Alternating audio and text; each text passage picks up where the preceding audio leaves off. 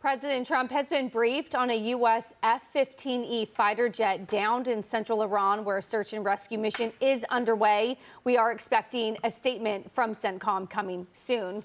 Fox News' Jennifer Griffin is here with the latest. What do you have for us, Jennifer? Well, what we can confirm, as you mentioned, the president has been briefed on this F-15E. It's a two-seater warplane that went down in this southwestern province. This province is very close to Kharg Island, which we've been talking about a lot lately because that is where Iranian oil flows through. There's been some talk of taking Kharg Island, but this area in the southwestern remote part of Iran, the F-15E was flying, and there was a very dramatic daytime rescue operation that we've seen some visuals of the Pave Hawk Air Force helicopters. Those are the special forces teams that go in when pilots are down. We have seen visuals of a seat from the F-15E that apparently ejected from the plane. There's a parachute attached to that seat, but no pilot, obviously, in the vicinity. The rescue operation is ongoing, we understand. It's very rare to take a daytime rescue operation like that because those helicopters are so vulnerable to being shot from the ground. So it shows that time was of the essence. We do not have a statement yet from CENTCOM. They have been in meetings all morning since the news first broke of this F-15E Strike Eagle going down. You'll remember at the start of the war, there was a friendly fire incident in which 3 F-15Es were shot down in Kuwait. It was a friendly fire incident by a Kuwaiti pilot who was overly zealous and mistook these pilots. Those pilots, American pilots, survived. In fact, one of the F-15E pilots went back into combat and was flying missions over Iran, we understand. So we are still awaiting details, and the Iranians obviously are seeing this as a big propaganda win, but we don't know whether this plane was shot down or whether it had mechanical difficulties. We will have to wait for more details on the incident itself, but it does show that the Iranians, there still is a threat to American pilots who are flying over Iran, and we reported earlier that the Iranians still have a large number of missiles in their arsenal, despite the 11,000 plus strikes targeting their missile storage sites and their missile launch capability and their air defense systems. Back to you. Jennifer, thank you so much. Dagan, I heard sort of you nodding in there.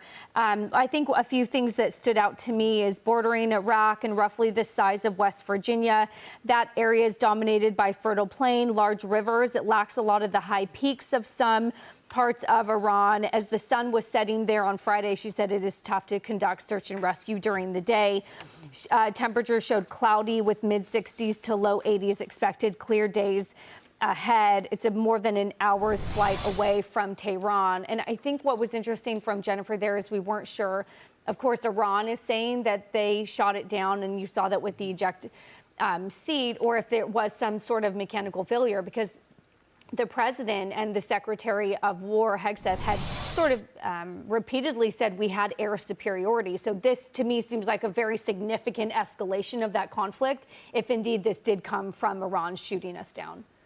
It's worth noting, I was going to ask Jennifer what type of missions these pilots are flying in that vicinity, but just the know-how and the grit of all of our forces, the special forces going in when one pilot is down and executing a rescue like that to ensure, and we'll find out the details, but to ensure the safety of someone who is someone in the military, a pilot who is in peril or at risk. Maybe two, we don't know.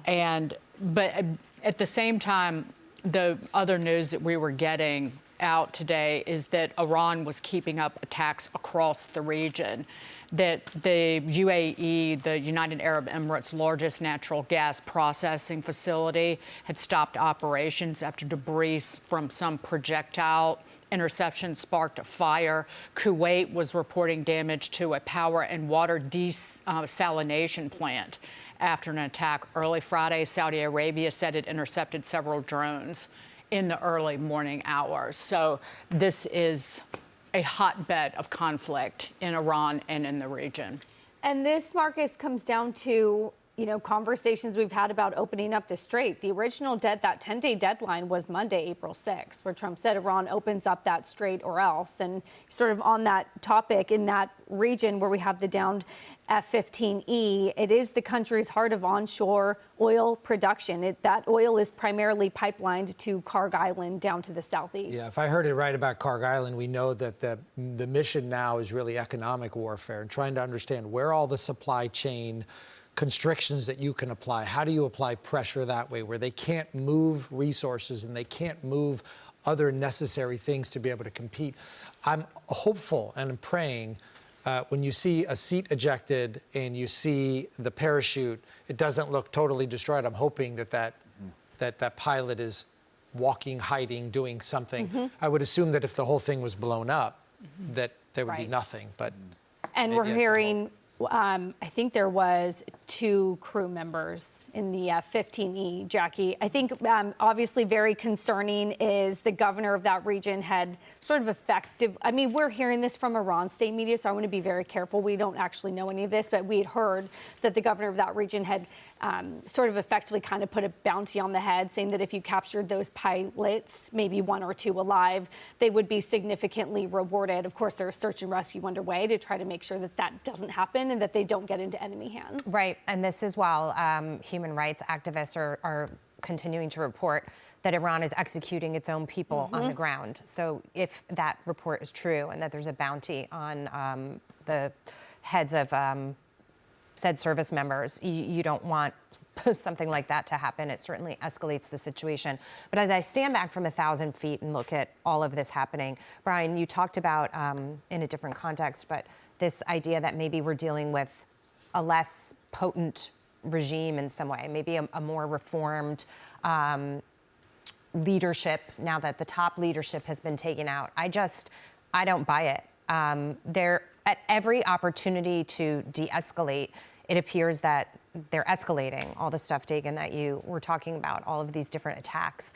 And so I just don't see how there is any agreement, any deal with any member of this regime.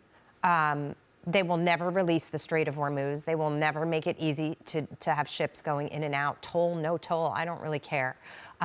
They will make it impossible. And so, I go back to this idea of revisiting regime change for the sake of the people on the ground, but also for the sake of knowing who you're dealing with as you move on into the future. If you had, for example, the former Crown Prince leading a transition government and elections and an opportunity to have leadership that wouldn't be pursuing nuclear weapons, that wouldn't be looking to aggravate shipping in the Strait of Hormuz, that would be looking to do business with the rest of the neighboring regional countries, but the rest of the world as well, what a truly different place the Middle East would be, but the globe as well. So I don't see how you finish the job here in any way with any of these people in charge. Brian, quickly comment on that. Also, maybe some good news here. Several big name firms, I know of Travelers, Liberty Mutual, Berkshire Hathaway, AIG, Star CNA, have partnered with the U.S. International Development Finance Corporation to insure those vessels in the strait.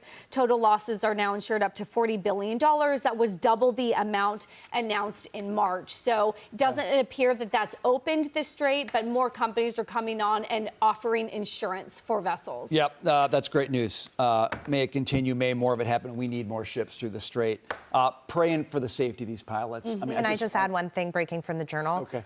One of the 2 crew members from the U.S. fighter jet that was shot down over Iran has been rescued. This is according to the Wall Street Journal, and they are citing 2 U.S. officials confirming that the status of the second crew member is unknown. Okay, well, thank God if that's true. And for that second member, prayers. We don't know why the plane went down yet. That's a predicate upon which a lot is based, okay? So if it was mechanical, that's one thing. If it was shot down, that is going to be something else. You can bet that is going to be something else. We will find out about that. I just want to say, too, about, this is Wall Street Journal reporting. American and Israeli pilots have carried out more than 20,000 airstrikes without having a single plane shot down. These pilots are awesome. They are totally awesome. And we don't know why this one went down, It's a tragedy or a bigger tragedy if it was shot down. But these pilots are awesome, and they're doing their job.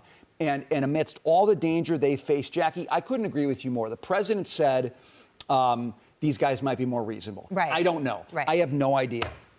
I do know that the people who run Iran want to obliterate the United States. And they desperately want to find a downed pilot so they can use that person as leverage in the worst ways possible.